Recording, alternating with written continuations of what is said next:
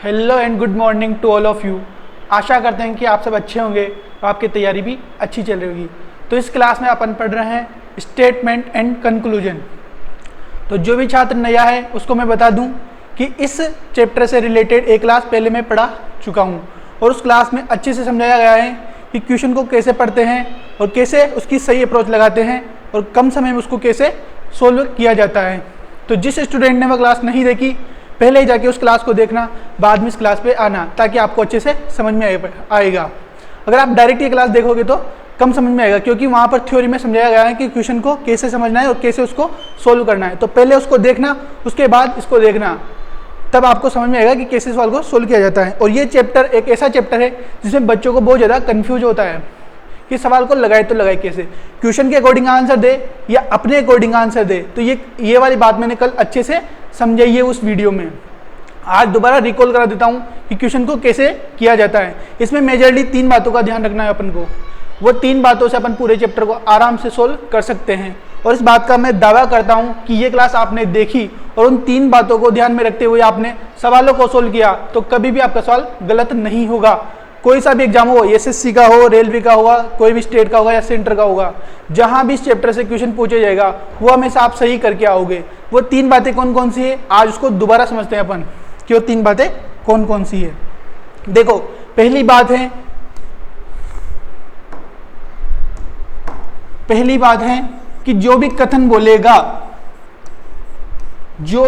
बोलेगा उस बात को 100% सही मानना है।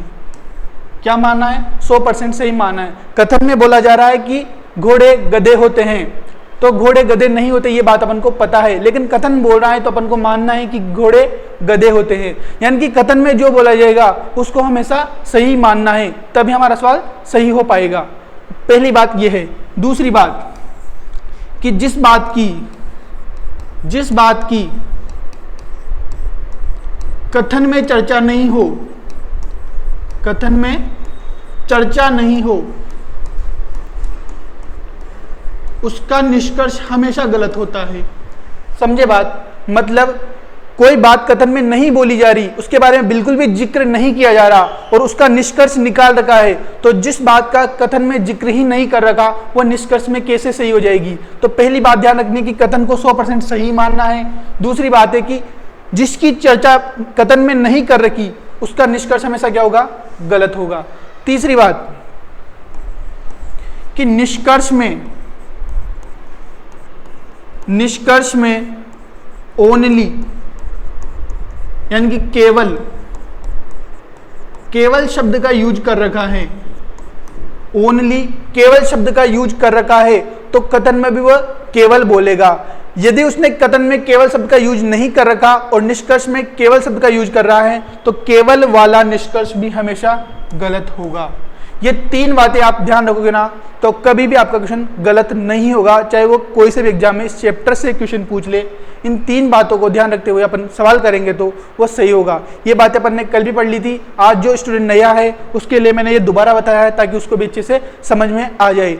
तो अपन क्लास स्टार्ट करते हैं। अपन ही क्वेश्चन को देखते हैं कि क्वेश्चन कैसे पूछता है, कैसे उसको सोल्व किया जाता है और क्या सही अप्रोच होती है ताकि हम कम समय में उसको सोल्व कर पाए।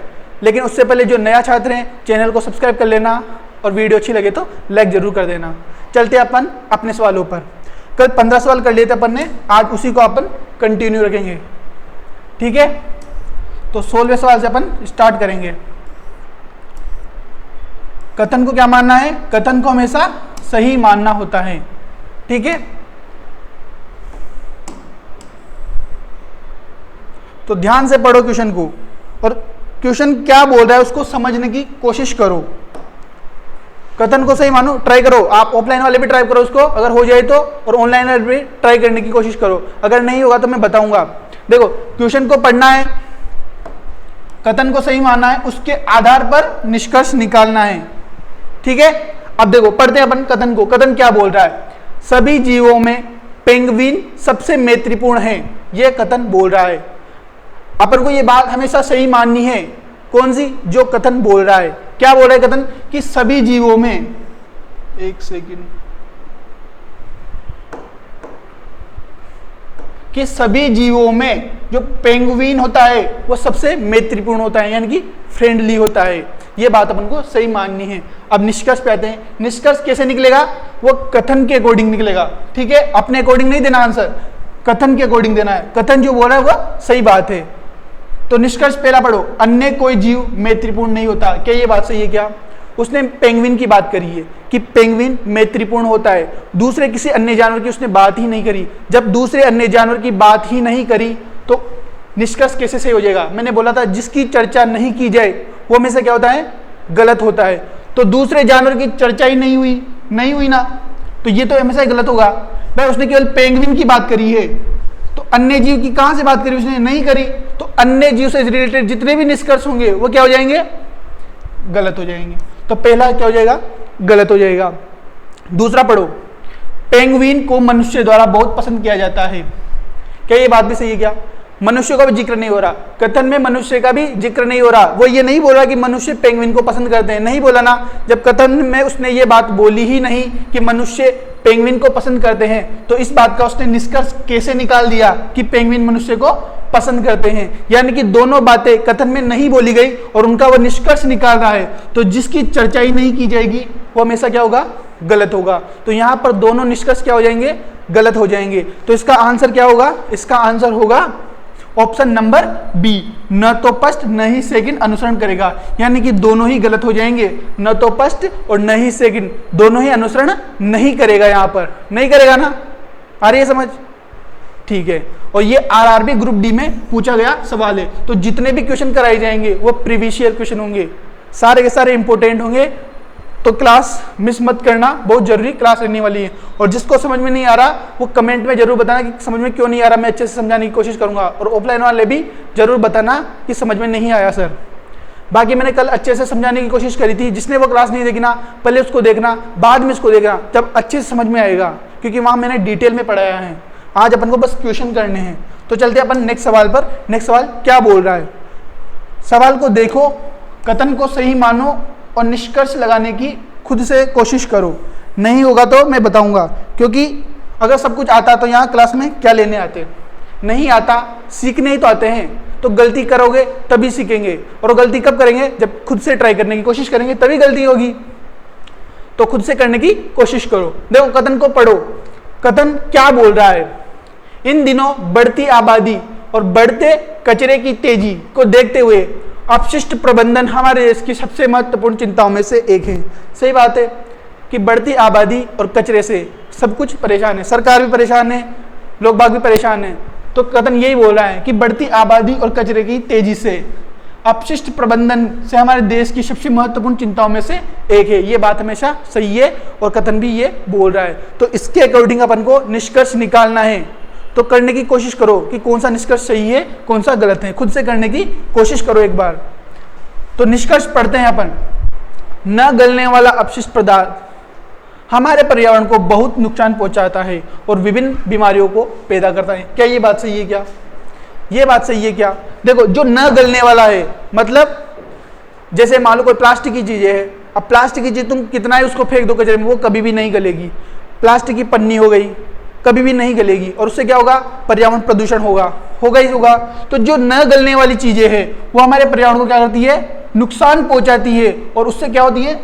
भाई पर्यावरण प्रदूषित होगा तो बीमारियां भी पैदा होगी। तो ये बात हमेशा सही होगी ना। तो पहला वाला निष्कर्ष यहाँ पर बिल्कुल अनुसरण करेगा ही करेगा। दूसरी बात देखो, अपशिष्ट प्रबंधन पर किसी भी संस्थान में लोगों या छात्रों को संबोधित करना निश्चित रूप से सहायक होगा। क्या ये बात सही है? देखो क्या बोल रहा है कि अपशिष्ट प्रबंधन का मतलब क्या समझते हो आप? कोई भी आपदा समस्या होती है तो उसका सॉल्यूशन करने के लिए, उसको हल करने के लिए जो प्रबंधन किया जाता है, जो इंतजाम किया जाता है, उसको बोलते हैं प्रबंधन करना। तो अपशिष्ट यानी कि जो कचरा है उसका प्रबंधन यानी कि उसका निपटारा करने के लिए कोई भी संस्थान हो गया, वहां के लोग और छात्रों को संबोधित करने का निश्चित रूप से सहायक होगा। अगर कोई भी संस्थान है, वहां के लोग और वहां के छात्र कचरे का निपटारा करने के लिए उसमें सहयोग करेंगे तो उससे बीमारियां कम होगी ना, होगी सही। अगर हम कचरे को निपटारा करेंगे, उसको अच्छे से सही जगह पर डालेंगे, ऐसे कचरा नहीं फैलाएंगे तो वायु प्रदूषण नहीं होगा, पर्यावरण प्रदूषित नहीं होगा और उससे बीमारियां भी कम होगी। तो ये वाली बात ही बिल्कुल सही बात है। तो दोनों निष्कर्ष यहाँ पर कथन का अनुसरण कर रहे हैं, यानी कि कथन के अकॉर्डिंग देखे अपन तो दोनों निष्कर्ष यहाँ पर सही हो रहे हैं। तो कौन सा ऑप्शन सही हो जाएगा? ऑप्शन नंबर सी, दोनों ही निष्कर्ष फर्स्ट और सेकंड पालन करते हैं। ऑप्शन नंबर सी इसका बिल्कुल सही आंसर हो जाएगा कि निष्कर्ष फर्स्ट और निष्कर्ष सेकंड दोनों ही क्या करते हैं, यहाँ पर दोनों ही यहाँ पर अनुसरण करते हैं। और ये किसके अकॉर्डिंग हुआ? ये क्वेश्चन के अकॉर्डिंग हुआ।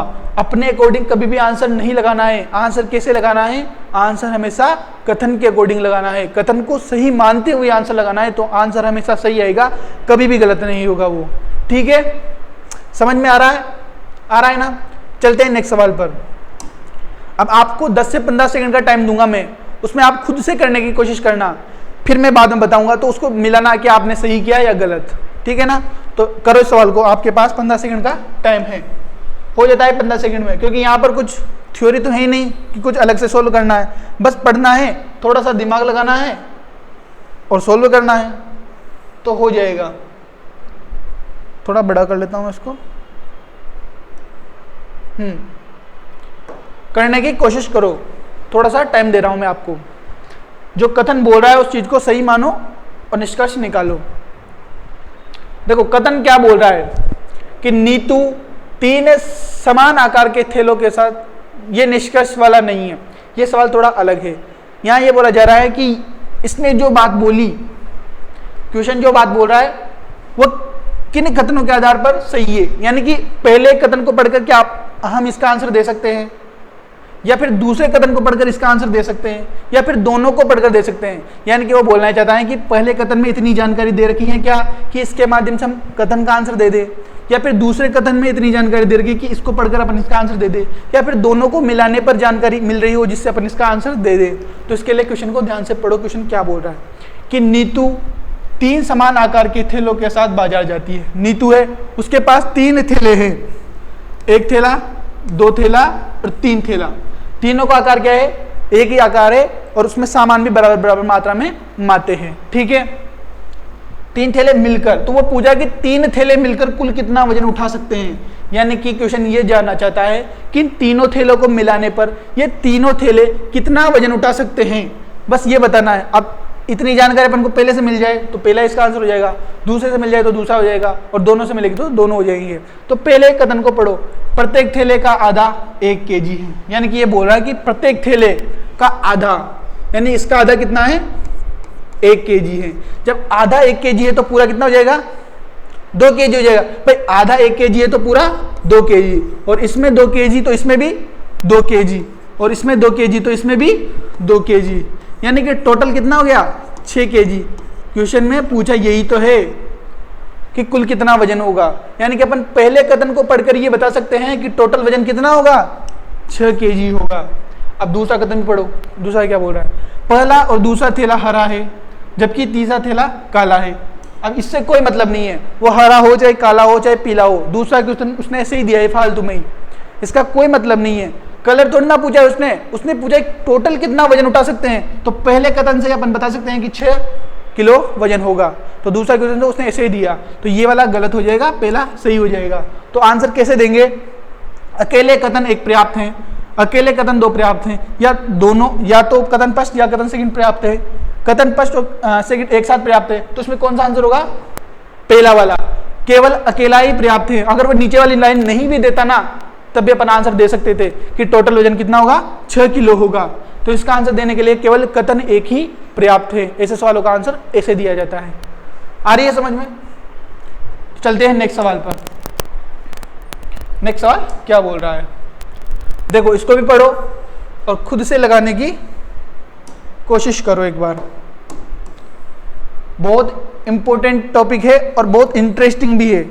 अगर समझ में आ रहा है तो इजी लगेगा, और समझ में नहीं आ रहा है तो मुश्किल लगेगा बहुत ज़्यादा, क्योंकि कंफ्यूज हो जाए बच्चे कि आंसर देना क्या है, लगाए क्या।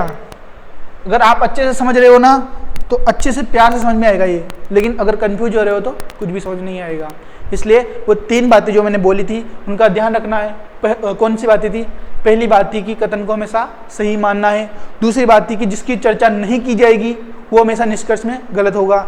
तीसरी बात ये थी कि निष्कर्ष में उसने ओनली या केवल शब्द का यूज कर रखा है और कथन में ओनली या केवल शब्द का यूज नहीं कर रखा है तो वो भी हमेशा गलत होगा। तो करते हैं ये वाला सवाल, क्या बोल रहा है?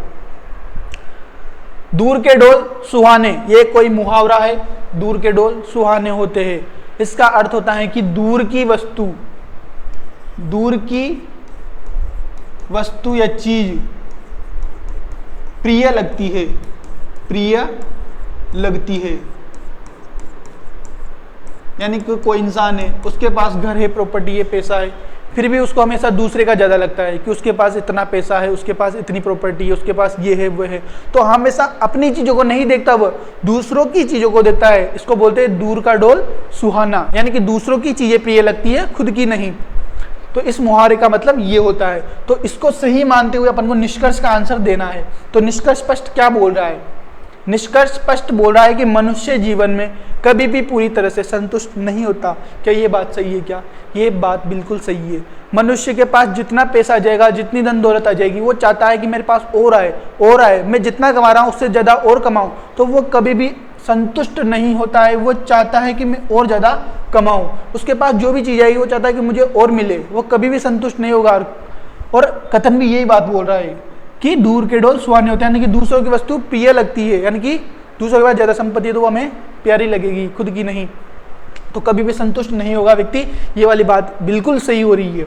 दूसरा निष्कर्ष पढ़ो, मनुष्य अपनी खामियों को ही अधिक संजीदगी से देखते हैं और इस संभावना पर विचार नहीं करते कि उनके पास श्रेष्ठतर पक्ष हो सकता है। क्या ये बात सही है? क्या ये बात गलत है? वो बोल रहा है कि अपनी खामियों को अधिक संजीदगी देता है, यानी कि वो अपनी खामियों पर काम करता है। ऐसा नहीं होता। इंसान अपनी गलती को, अपनी कमियों को, अपनी खामी को ढकने का प्रयास करता है। उसको दूसरों की गलतियां दिखती है, खुद की गलती नहीं देखता इंसान कभी भी। और कथन भी यही बोल रहा है कि दूर के डोल सुहाने लगते हैं, यानी कि वो अपनी खामियों को नहीं देखता, वो दूसरों की खामियों को देखता है। तो ये वाला निष्कर्ष हमेशा गलत हो जाएगा। उसको खुद की गलती नहीं दिखती, उसको दूसरों की कमियां, दूसरों की गलती दिखती है। तो निष्कर्ष पहला अनुसरण करेगा, सेकंड नहीं करेगा। तो कौन सा आंसर इसका हो जाएगा? ऑप्शन नंबर डी, केवल निष्कर्ष स्पष्ट अनुसरण करेगा। तो सवाल समझ में आ रहा है कि अपन कैसे सवाल को कर रहे हैं, क्या सही अप्रोच लगा रहे हैं और कम समय उसको सोल्व कर पा रहे हैं। देखो, सवाल करना इंपॉर्टेंट नहीं है, कम समय के अंदर सवाल करना इंपॉर्टेंट है, ताकि जो समय बचेगा हम उसको और सब्जेक्ट में लगा पाए, मैथ में लगा पाए या फिर जीके में लगा पाए, ताकि अपन को पूरा पेपर निकालना है, ओनली रीजनिंग ही सोल्व नहीं करनी। इसलिए कम समय के अंदर सवाल करना बहुत ज़्यादा जरूरी है। और वो कब होगा? जब अपन उसको सही अप्रोच के साथ सोल्व करेंगे। और ये बहुत आसान चैप्टर है, इसको कम समय में अपन इसका आंसर दे सकते हैं, लेकिन पूरी ईमानदारी से आपको मेहनत करनी पड़ेगी उसके लिए। बिना मेहनत के कुछ भी नहीं मिलता है, मेहनत करनी ही पड़ेगी। और आपको अभी थोड़ा मुश्किल लग रहा होगा क्योंकि आप ऐसे सवाल हो सकता है पहली बार देख रहे हो। जिन्होंने पहले पढ़ा है वो तो उन्होंने तो देखा होगा, लेकिन जो पहली बार पढ़ रहे हैं वो सोच रहे हो ऐसे सवाल भी आते हैं क्या पेपर में? ऐसे सवाल आते हैं पेपर में और बच्चों को कंफ्यूज भी करते हैं। तो जितनी ज़्यादा प्रैक्टिस करोगे उतने ही ज़्यादा और उतने ही जल्दी आप सवालों को बना पाओगे। तो यहाँ मैं अच्छे से समझाने की कोशिश करूँगा। ज़्यादा से ज़्यादा 30, 40, 50 सवाल करा पाऊंगा, इससे ज़्यादा मैं नहीं करा पाऊंगा क्योंकि मुझे भी और क्लासें पढ़ानी होती है। तो जितने सवाल मैं यहाँ कराऊँ उसको अच्छे से पढ़ना, रिवीजन करना। बाकी तुम्हारे पास जो भी किताब हो या कोई PDF हो उससे प्रैक्टिस करने की कोशिश करना ज़्यादा से ज़्यादा। ठीक है, पढ़ते हैं अगला सवाल। क्या बोल रहा है? कथन क्या बोल रहा है कि माता पिता अच्छी शिक्षा के लिए उच्च शुल्क का भुगतान करने के लिए तैयार होता है। ये बात सही होती है। माता पिता हमेशा बोलते हैं कि तू पढ़, तू ईमानदारी से पढ़, जितना पैसा लगेगा हम लगाने के लिए तैयार है, लेकिन तू मेहनत कर, तू पढ़। यानी कि वो उच्च शुल्क देने के लिए, ज़्यादा से ज़्यादा पैसा देने के लिए तैयार है, लेकिन बच्चे को क्या मिले? अच्छी शिक्षा मिले। ये कथन बोल रहा है। तो निष्कर्ष क्या निकलेगा इस बात से? निष्कर्ष क्या निकलेगा कि माता पिता अपने बच्चों को अच्छी शिक्षा प्रदान करना चाहते हैं। ये बात बिल्कुल सही है। वो चाहते हैं कि हमारे बच्चे को क्वालिटी एजुकेशन प्राप्त हो, उच्च गुणवत्ता की शिक्षा प्राप्त हो। इसलिए वो चाहते हैं कि भले पैसे ज़्यादा लग रहे हैं तो लगने दो, हमें कोई फर्क नहीं पड़ता, बस बच्चे को आप अच्छी शिक्षा मिलनी चाहिए। तो ये वाला निष्कर्ष बिल्कुल सही हो जाएगा कि वो अपने बच्चों को अच्छी शिक्षा प्रदान करना चाहते हैं, इसके लिए वो ज्यादा पैसे पे करने के लिए भी तैयार है। ठीक है, सेकंड निष्कर्ष पढ़ो, अच्छी शिक्षा केवल उच्च शुल्क पर प्रदान की जा सकती है क्या? ये बात सही है क्या? नहीं है। बहुत सारी इंस्टीट्यूट या संस्थाएं ऐसी भी है जो कम पैसों में अच्छी क्वालिटी की शिक्षा देती है। तो जरूरी नहीं है कि आप ज्यादा पैसा देकर ही अच्छी शिक्षा प्राप्त कर सकते हो, कम पैसा देकर भी आप अच्छी शिक्षा प्राप्त कर सकते हो। तो ये बात कभी भी सही नहीं होगी। कम पैसा देकर भी आप अच्छी शिक्षा प्राप्त कर सकते हो और ज्यादा पैसा देकर भी आप अच्छी शिक्षा प्राप्त नहीं कर सकते। वह इंस्टीट्यूट संस्था पर डिपेंड करता है कि आपको कैसी एजुकेशन वो प्रोवाइड करा रहे हैं। तो ये बात कभी भी सही नहीं होगी। पहला वाला सही हो जाएगा, सेकंड वाला सही नहीं होगा। तो कौन सा ऑप्शन इसका सही हो जाएगा? ऑप्शन नंबर डी, निष्कर्ष स्पष्ट अनुसरण करता है, हो जाएगा। समझ में आ रहा है? अगर आपको समझ में आ रहा है और क्लास अच्छी लग रही है तो कमेंट में जरूर बताना कि सर आपने अच्छे से समझाया और हमें समझ में आ रहा है, और नहीं भी आ रहा है तो कमेंट में जरूर लिखना कि कहाँ समस्या आ रही है। ठीक है ना? चलते हैं अपन नेक्स्ट सवाल पर। अगर आपको थोड़ा ऐसा लग रहा है कि मैं थोड़ा स्पीड से चल रहा हूं तो वो भी बता देना, ताकि उसको भी कम कर देंगे, क्योंकि ये सवाल ऐसे हैं इनमें ज़्यादा टाइम नहीं दे सकते अपन को बस पढ़ के सॉल्व करना होता है, टिक लगा के आगे बढ़ना होता है, इसलिए आपको थोड़ी स्पीड लग सकती है। देखो, कथन को पढ़ो, सही मानो और निष्कर्ष निकालो। क्या बोल रहा है सवाल? रंजन ने लता से कहा, रंजन बोल रहा है लता से, मेनका का एक सुंदर घर है। किसने बोली ये बात? रंजन ने बोली। किससे बोली? लता से बोली। और किसका घर है सुंदर? मेनका का है ना? तो निष्कर्ष क्या निकलेगा? रंजन एक सिविल ठेकेदार है। क्या ये बात सही है क्या? कहीं पर भी कथन में सिविल ठेकेदार की बात नहीं हो रही कि रंजन सिविल ठेकेदार है।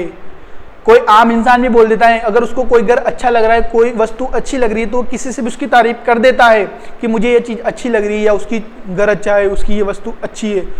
तो इस बात से बिल्कुल भी ये निष्कर्ष नहीं निकलता कि यहाँ पर रंजन क्या है? एक सिविल ठेकेदार है। ये बात हमेशा गलत होगी। जब सिविल ठेकेदार का जिक्र ही नहीं हो रहा तो कहाँ से ये बात सही हो जाएगी? कोई नॉर्मल इंसान भी बोल देता है कि उसका घर अच्छा है। तो इस कथन से ये निष्कर्ष बिल्कुल भी सही नहीं होता है।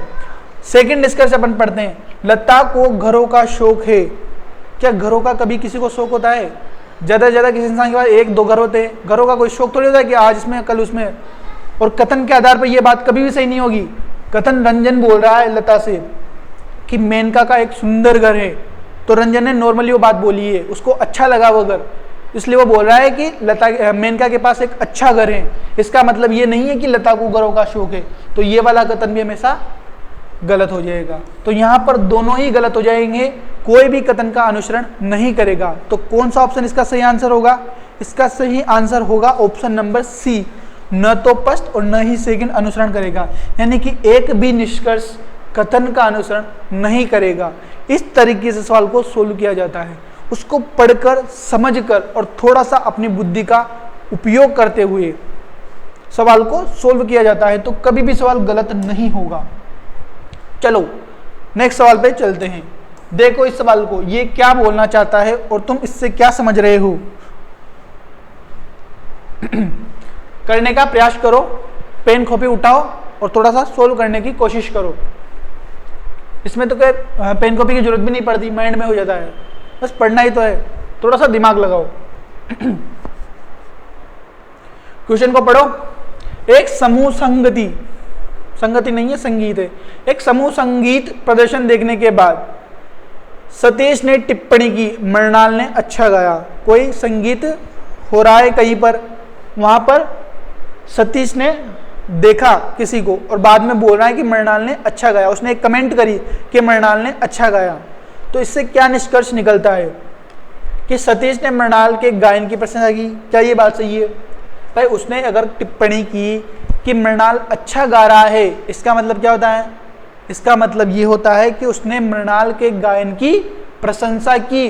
उस जो मृणाल ने गाना गाया, जो संगीत गाया, वह सतीश को अच्छा लगा, इसलिए उसने उसकी प्रशंसा की। ये बात बिल्कुल सही हो जाएगी। ये बात बिल्कुल क्या हो जाएगी? सही हो जाएगी। होगी कि नहीं होगी? बिल्कुल सही हो जाएगी। सतीश ने मृणाल के गायन क्या की प्रशंसा की, ये बात हमेशा क्या हो जाएगी? ये बात हमेशा सही हो जाएगी। सेकंड निष्कर्ष पढ़ो, अन्य सभी गायकों ने अच्छी तरह नहीं गाया। क्या ये बात सही होगी?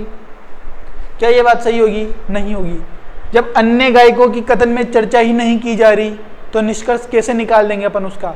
जिसके बारे में चर्चा नहीं की जाती उसका निष्कर्ष अपन नहीं निकाल सकते हैं। तो ये वाली बात हमेशा क्या हो जाएगी? गलत हो जाएगी। तो यहाँ पर निष्कर्ष स्पष्ट ही अनुसरण करेगा, सेकंड वाला उसका अनुसरण बिल्कुल भी नहीं करेगा, नहीं करेगा। तो कौन सा ऑप्शन से हो जाएगा? ऑप्शन नंबर ए, केवल निष्कर्ष स्पष्ट अनुसरण करता है, दूसरा नहीं करता है। ये वाली बात बिल्कुल भी बिल्कुल सही हो जाएगी। ठीक है, तो समझ में तो आ रहा है ना? क्लास आपको कैसी लग रही है जरूर बताना। चलते हैं नेक्स्ट सवाल पर। नेक्स्ट सवाल क्या बोल रहा है और क्या बताना चाहता है? कथन को पढ़कर आपको क्या समझ में आ रहा है? थोड़ा सा, जितना सा भी समझ में आ रहा हो, अपना कौशल का यूज करते हुए निष्कर्ष निकालने की कोशिश करो एक बार। क्योंकि जहां तक मैं कितने भी सवाल कर दूं, अगर आप खुद से ट्राई नहीं करोगे ना तो आपको कभी भी आंसर निकालना नहीं आएगा उसका। टीचर का काम होता है स्टूडेंट को समझाना और बताना कि सवाल कैसे किया जाता है, लेकिन करना खुद को ही पड़ता है, मेहनत खुद को ही करनी पड़ती है, प्रैक्टिस खुद को ही करनी पड़ती है, तब जाके ये सवाल आएगा। यहाँ तुम 100 सवाल देख लो और खुद नहीं करने की कोशिश करे ना, कभी भी नहीं आएगा। तो खुद से करने का प्रयास करा करो, समझने की कोशिश करा करो कि सवाल बोलना क्या चाहता है और निकालना क्या है, तब जाके आएगा सवाल। देखो कथन क्या बोल रहा है कि 5 सितारा रेटिंग वाला एयर कंडीशनर खरीदना अच्छा होता है। ये कथन बोल रहा है कि 5 स्टार एसी खरीदना अच्छा होता है, ये कथन बोल रहा है। तो निष्कर्ष निकालेंगे कि क्यों अच्छा होता है और क्यों अच्छा नहीं होता है। तर्क पहला है कि हाँ, इससे बिजली बचाने में सहायता होती है। ये बात बिल्कुल सही है, बिल्कुल सही है। 5 स्टार जो एसी होता है वो महंगा तो होता है, बट वो बिजली बचाने में क्या होता है? सहायक होता है, उसमें बिजली की बहुत ज़्यादा बचत होती है। ठीक है, निष्कर्ष सेकंड देखो, नहीं ये महंगा है, महंगा तो है लेकिन बिजली कम होती है, यानी कि ये निष्कर्ष अपन कभी भी सही नहीं कर सकते इसको, ये कभी भी सही नहीं होगा। महंगा है इसलिए इस वजह से उसको नहीं खरीदेंगे, ये बात कभी भी सही नहीं होगी। महंगा है लेकिन उसके फायदे भी तो है, तो ये वाली बात कभी भी सही नहीं होगी। तो कौन सा ऑप्शन इसका सही हो जाएगा? इसका ऑप्शन नंबर डी, केवल तर्क स्पष्ट मजबूत है। ये भी हो सकता है, लेकिन मजबूत कौन सा है यहाँ पर? मजबूत सेकंड वाला, फर्स्ट वाला है, सेकंड वाला इतना मजबूत नहीं है, इसलिए अपन इसको आंसर नहीं लगाएंगे यहाँ पर। ठीक है, तो आंसर क्या लगाएंगे? ऑप्शन नंबर डी, तर्क स्पष्ट मजबूत है, जबकि तर्क सेकंड इतना मजबूत नहीं है। चलते हैं नेक्स्ट सवाल पर। नेक्स्ट सवाल क्या बोल रहा है, और ये वाला सवाल कहाँ पूछा गया है? ये वाला सवाल आरपीएफ एसआई में पूछा गया है।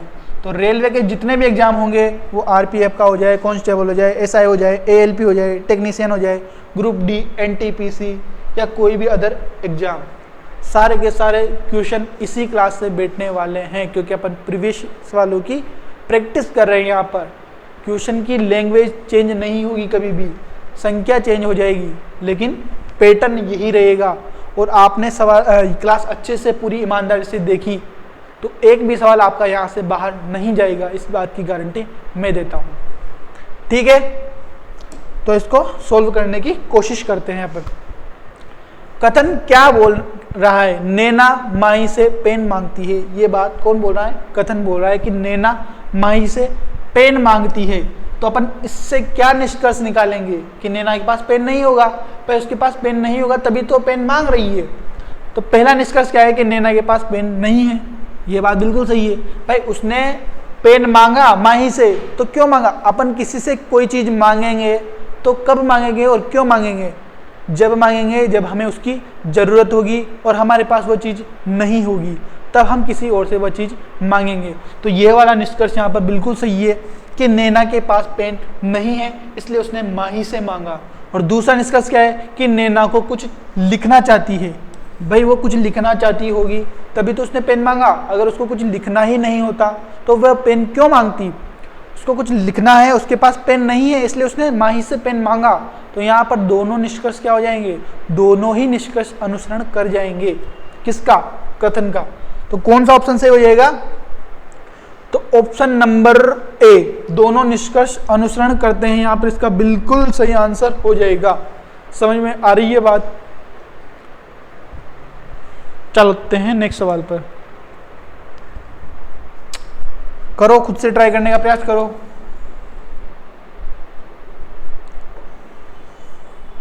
अगर ये चैप्टर अच्छे से समझ लिया ना तो कभी भी इसको दोबारा पढ़ने की जरूरत नहीं पड़ेगी, खुद के दिमाग से इसको सोल्व कर सकते हो। लेकिन वो कब करोगे, जब अच्छे से एक बार इसको पढ़ोगे। बार बार पढ़ने की जरूरत नहीं है इसमें कि बार बार रिवीजन करेंगे। एक बार अच्छे से दिमाग में बैठ जाए तो हम कभी भी इसको गलत नहीं करेंगे। देखो कथन क्या बोल रहा है कि राम के चचेरे भाई श्याम ने चाय पीते हुए कहा। किसने कहा, राम के चचेरे भाई, चचेरे भाई की बात हो रही है। राम के चचेरे भाई श्याम ने चाय पीते हुए कहा, नागपुर में अति विषम जलवायु हो। अब देखो अति विषम का मतलब क्या होता है, अति विषम, विषम का मतलब होता है विपरीत, ऑपोजिट, और अति विषम का और ज्यादा ऑपोजिट, है ना, जो बिल्कुल ऑपोजिट हो, बिल्कुल क्या हो, उसके विपरीत हो।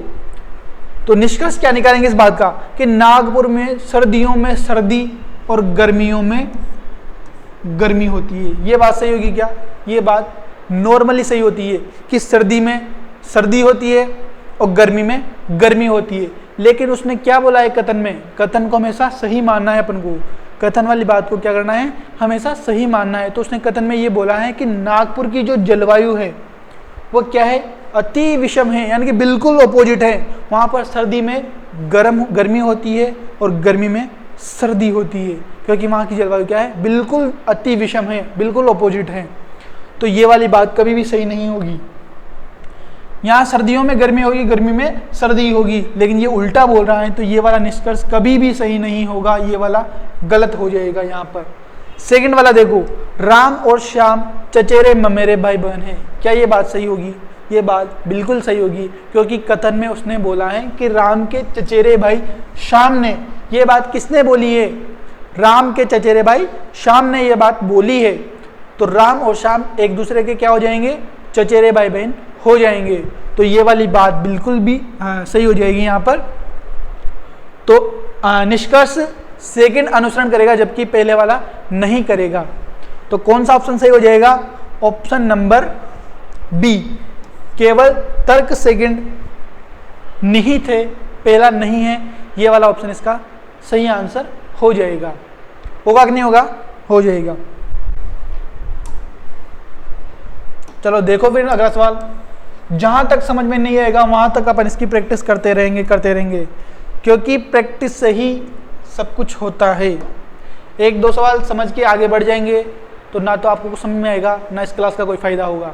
इस क्लास का फायदा तभी होगा जब अपन को क्वेश्चन आने लगे, अपन क्वेश्चन का आंसर लगाने लगे और हमारे आंसर सही होने लगे, तभी इस क्लास का फायदा है। और मेरा उद्देश्य भी तभी पूरा होगा, क्योंकि मेरा उद्देश्य क्या है, मैं यहाँ पर आ रहा हूँ, पढ़ा रहा हूँ, किस लिए, मुझे तो ये चीज़ें आती है, पढ़ा किसके लिए रहा हूँ, ताकि तुम सीख सको, तुम्हें इसका आंसर लगाना आ सके, इसलिए मैं पढ़ा रहा हूँ। तो मेरा उद्देश्य क्या है कि तुम लोग इसका आंसर सही कर पाओ, और वो कब होगा, जब तुम ज़्यादा से ज़्यादा प्रैक्टिस करोगे। मैं यहाँ आगे 2-5 सवाल करा दूंगा, बोल दूंगा चैप्टर खत्म हो गया, उससे क्या होगा, कुछ भी नहीं होगा। तो प्रैक्टिस तुम्हें करनी ही पड़ेगी अगर एग्जाम निकालना है तो उसको करने का प्रयास करो। आता हूँ मैं अभी।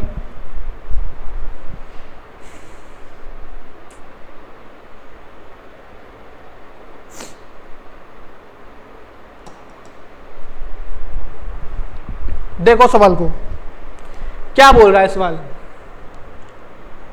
स्थानीय नगरपालिका ने समाचार पत्र के वेंडर्स के लिए एक नोटिस जारी किया और मोहल्ले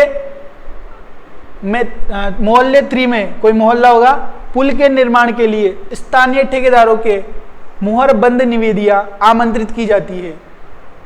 कोई नगरपालिका होगी, वहां पर समाचार पत्र के लिए उन्होंने वेंडर जारी किया कि कौन बांटेगा कौन नहीं बांटेगा, उनको लिए उन्होंने वेंडर जारी किया।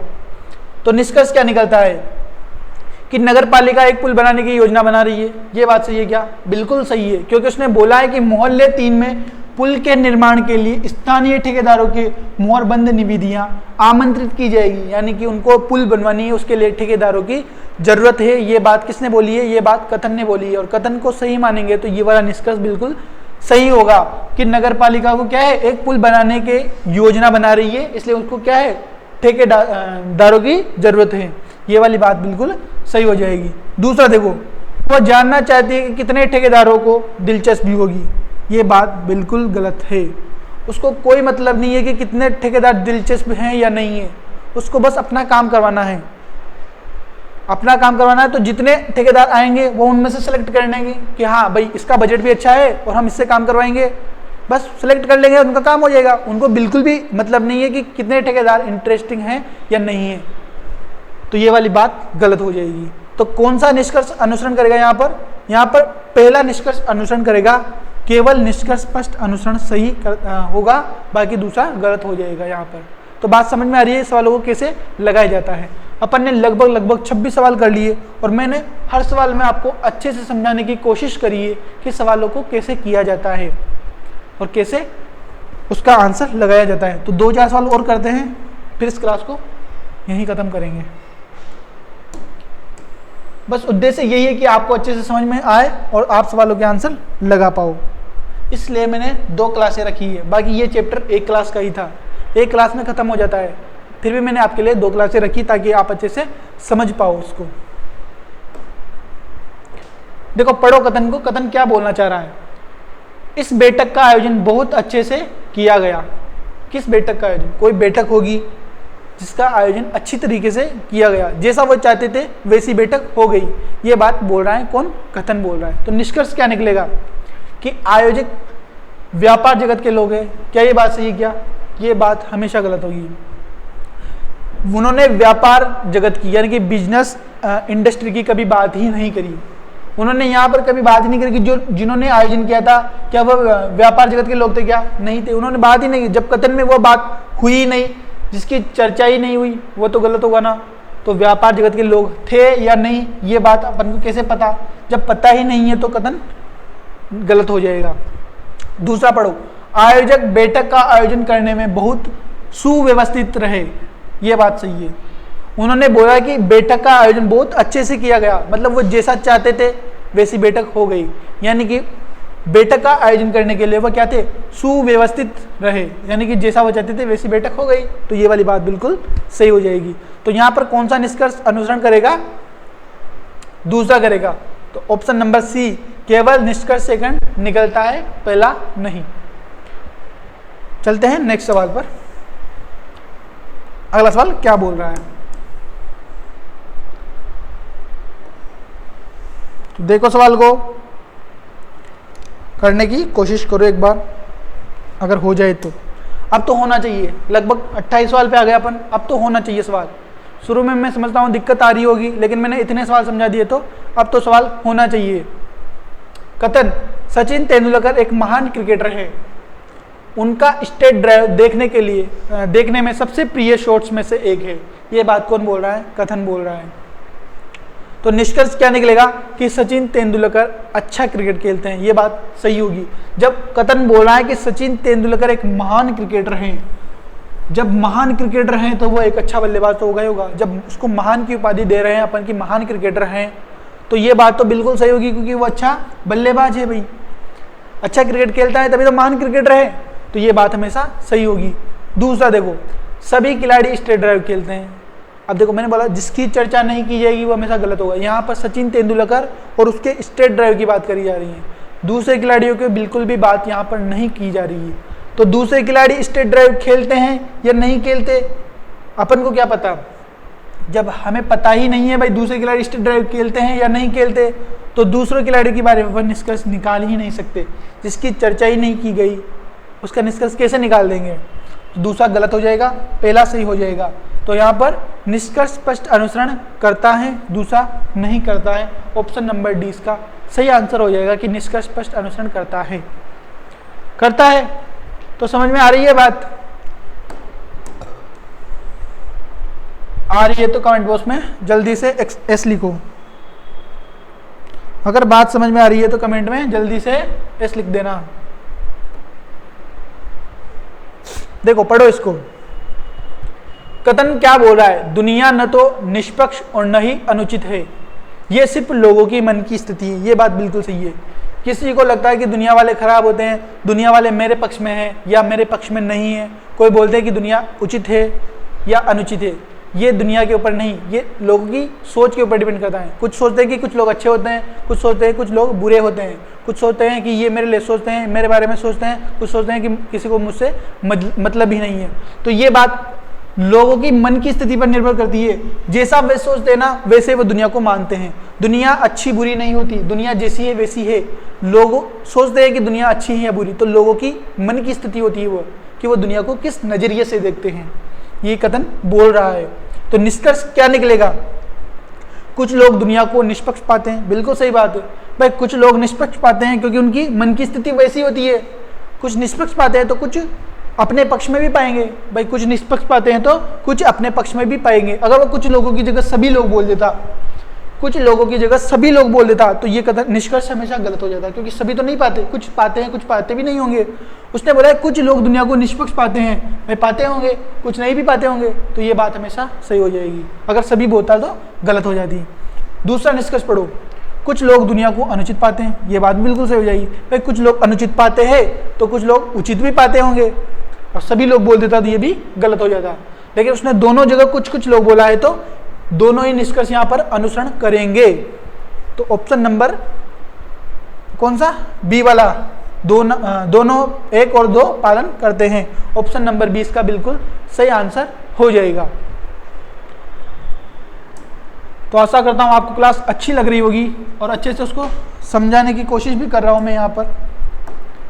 ये आज का लास्ट सवाल है, आज क्लास यहीं तक रखेंगे। इसको एक बार करने की कोशिश करो और फिर बताना कि कितने सवाल तुमने सही करे और कितने गलत किए। इस क्लास में अपन ने लगभग 15 सवाल करने की कोशिश करी है। 15 में से तुम्हारे कितने सही हुए और कितने गलत हुए कमेंट में जरूर बताना। ये लास्ट सवाल है आज का, एक बार करने की कोशिश करो, हो जाए तो, नहीं होगा तो मैं बताऊंगा बाद में। करो एक बार कोशिश, थोड़ा समय मिलता है तुम्हें।